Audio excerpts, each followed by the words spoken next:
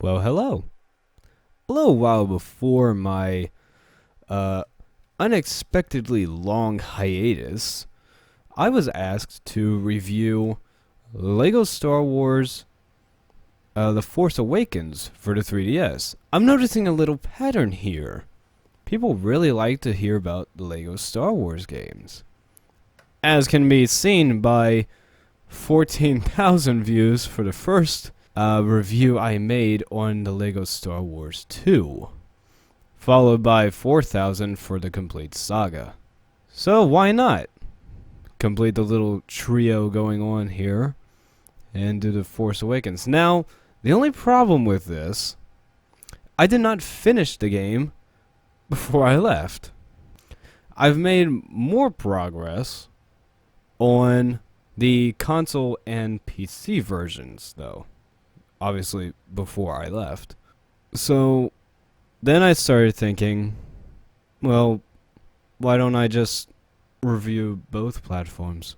The console slash PC version and the 3DS.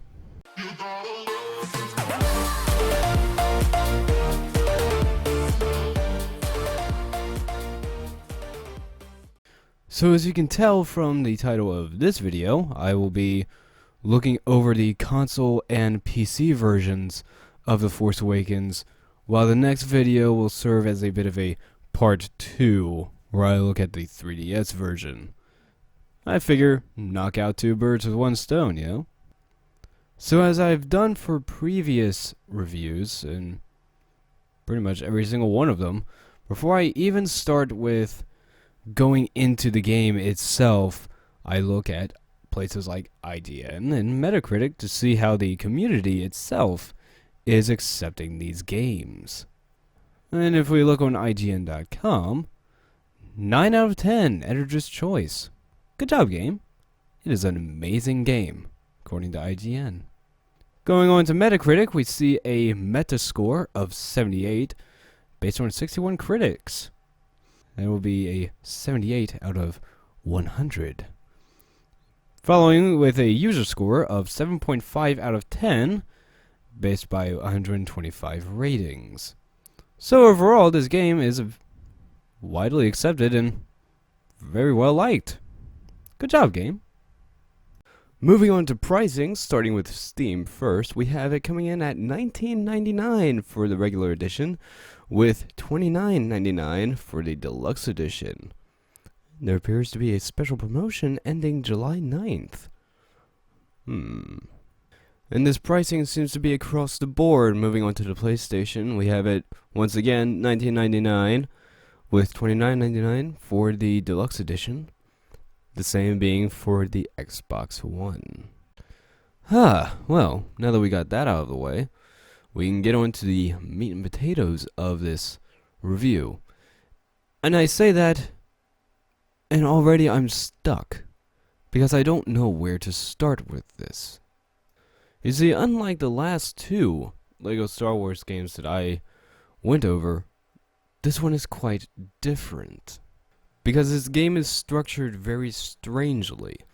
It starts with the ending of Return of the Jedi. It merges the last three chapters of Episode 6 into one prologue chapter with 3 parts. It takes the Battle of Endor, Jedi Destiny, and the escape from the Death Star into one giant thing. And we will get into the length of these new chapters a little bit later.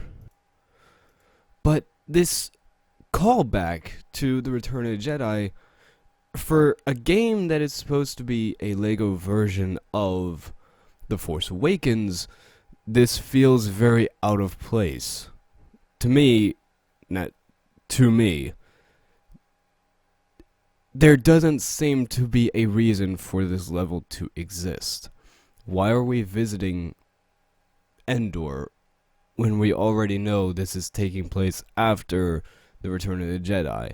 Perhaps this could be for someone who's never seen the Return of the Jedi and who's never played the last games. who don't know. That could be a possibility. But at the same time, it seems very unlikely.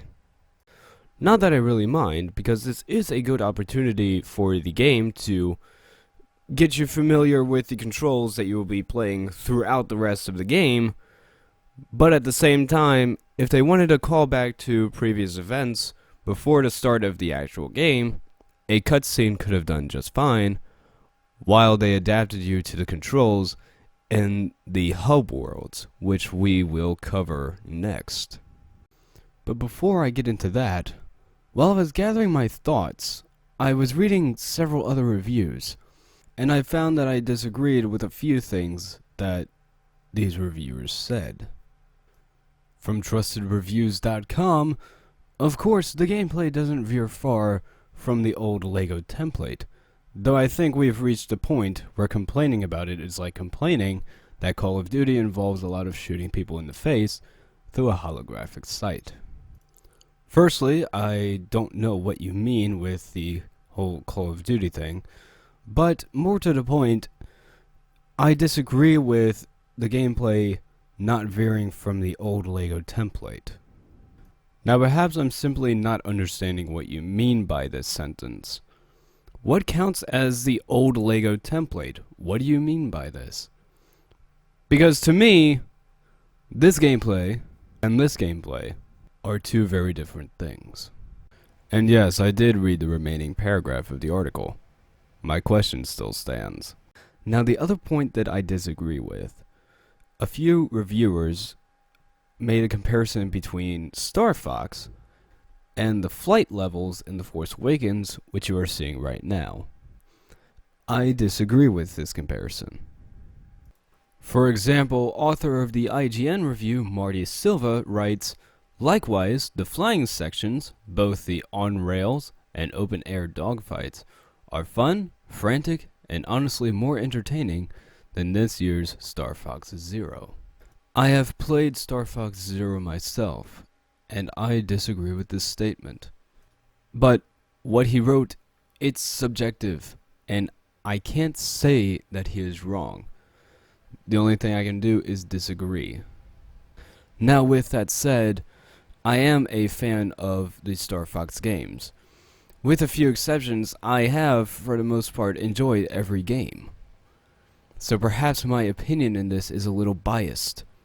For this reason, you have already seen gameplay of the flight levels in Force Awakens, and you will continue to see it throughout this review.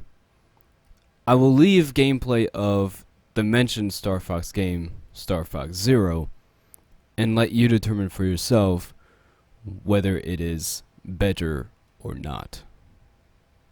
Or even if the two gameplay styles are similar.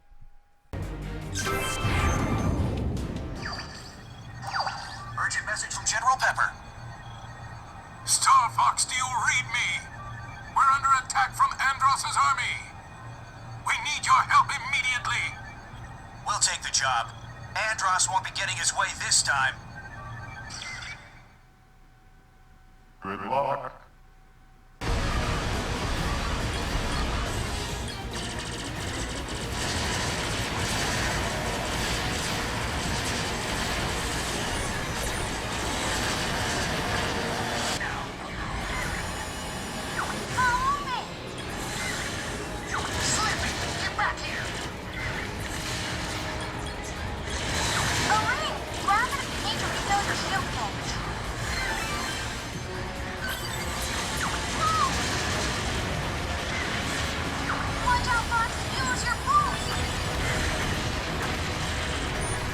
Saw enough? Ready to move on?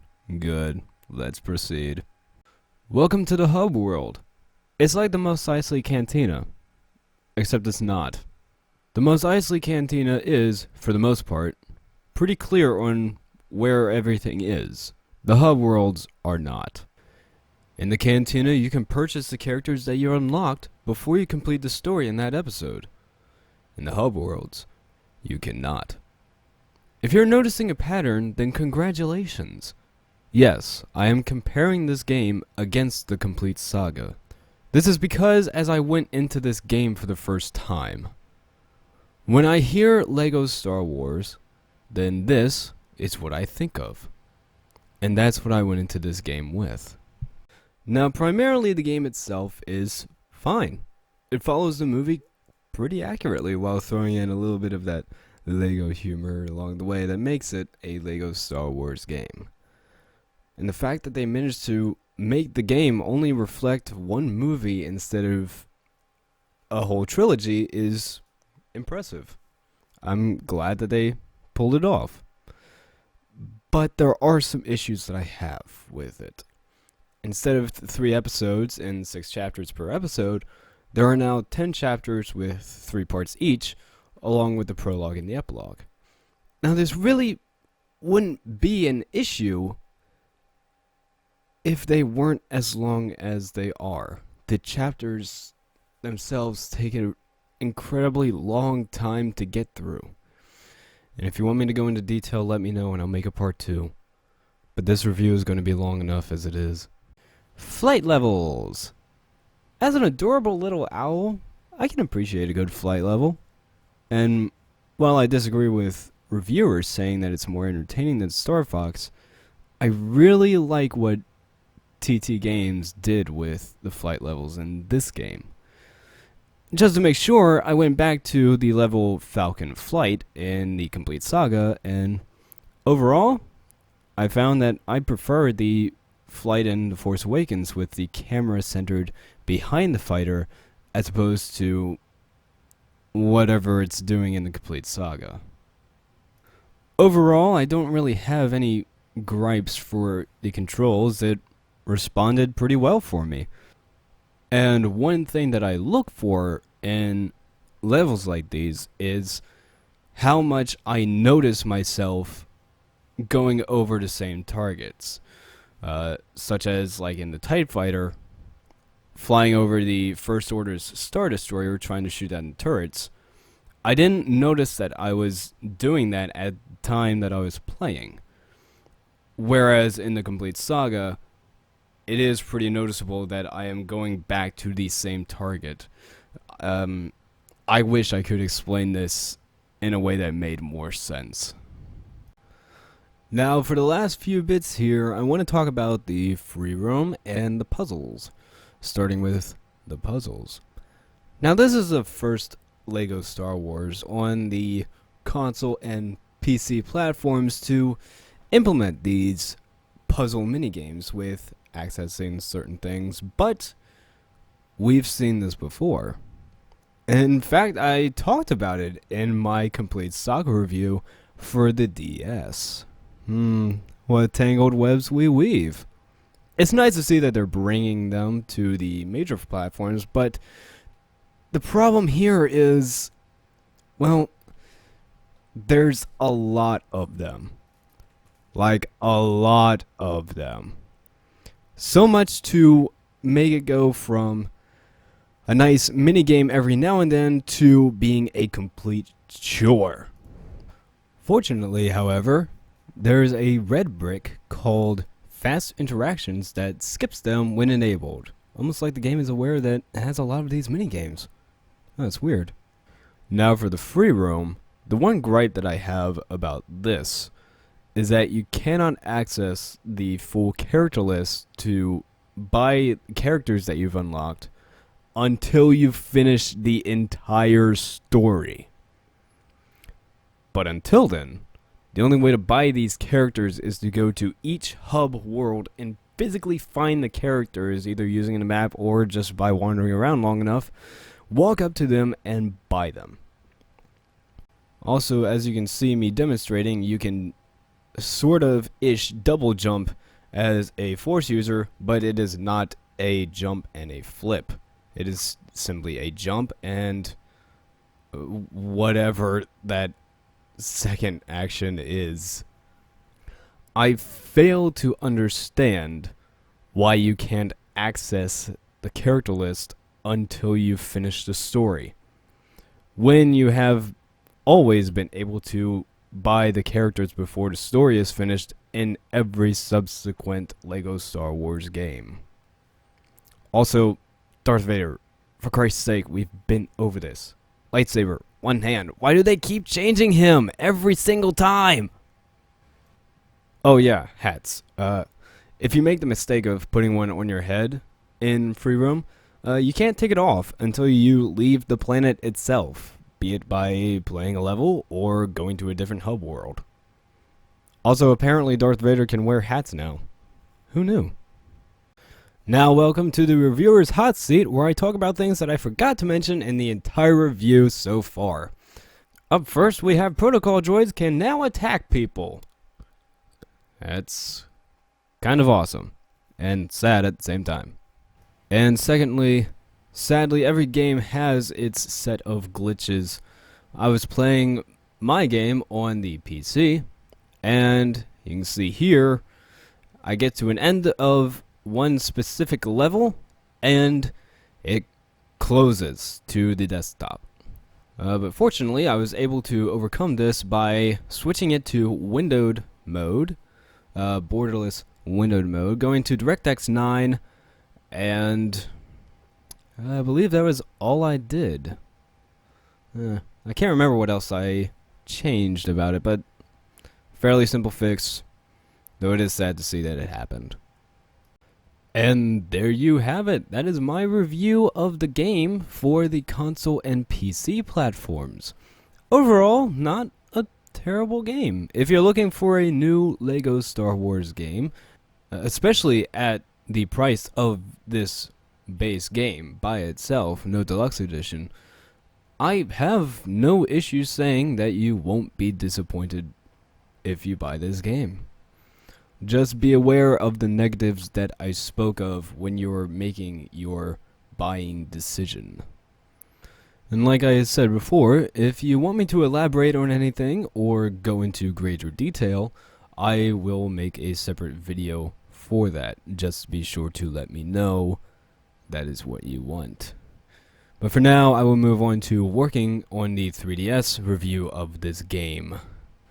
And I will see you when that is released.